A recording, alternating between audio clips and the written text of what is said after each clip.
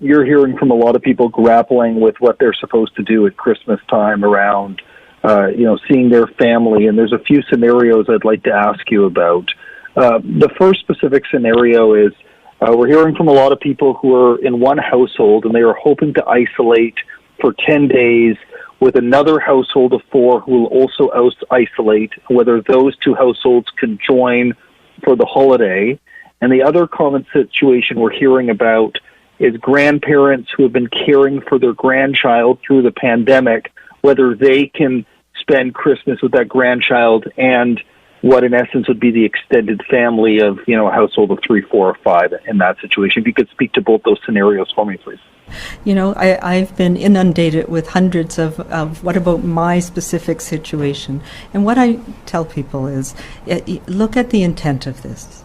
The intent of this is to reduce those transmissions that we can have when we get together, when we have social interactions. So the bottom line is we want to, as much as possible, stick with our household. If your household regularly includes your grandparents as part of caring for children, then you can make that decision about that risk to you, to your grandparents in particular. But what we don't want is large numbers of people coming together. So if it's you and your sisters and your brothers and their family and their kids, that should not be happening this year.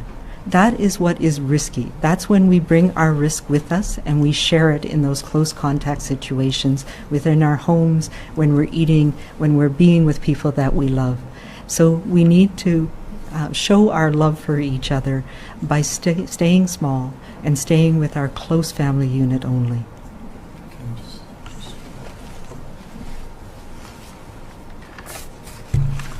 I think these are good questions, Richard, because, and certainly there are a number of the hundreds of questions that we get every day about these scenarios. But I think what I want to say, in addition to what Dr. Henry has said, is that when you're in doubt, rule it out right now.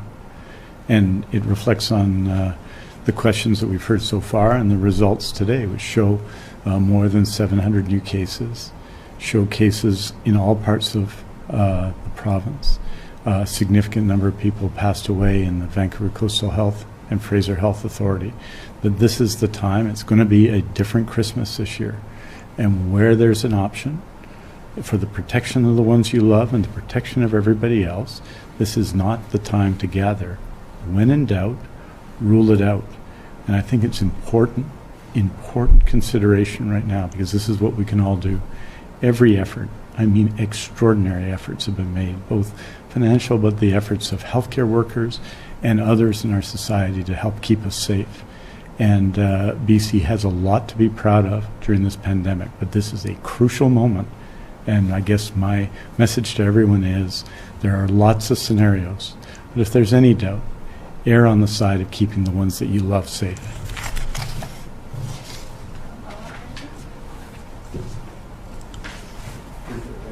Do you have a follow-up, Richard?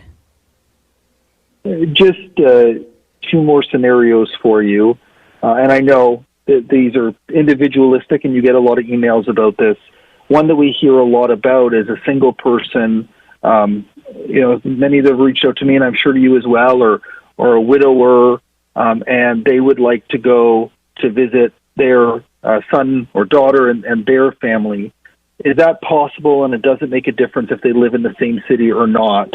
And then one we get a lot from kids, and I know it's a very tragic day, and kids are trying to find light in this, but is around Santa Claus. And I know you've spoken about this before. What sort of rules are there around Santa Claus visiting? And I'm sure you've heard from a lot of kids around that as well. Yeah, and I think you're absolutely right, Richard. It is important that we find the joy every day, even on tragic days like today.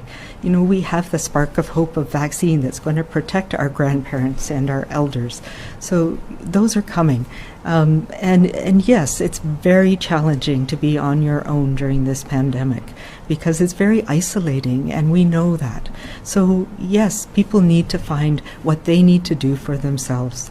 And that means if it's somebody that you are close with, but it's not each of your children, not going to multiple different houses. Pick one. Pick ways of being together that protect, particularly if it's an older person. You know, we need to take those measures to protect our seniors right now so that they will be here when we have Christmas in July.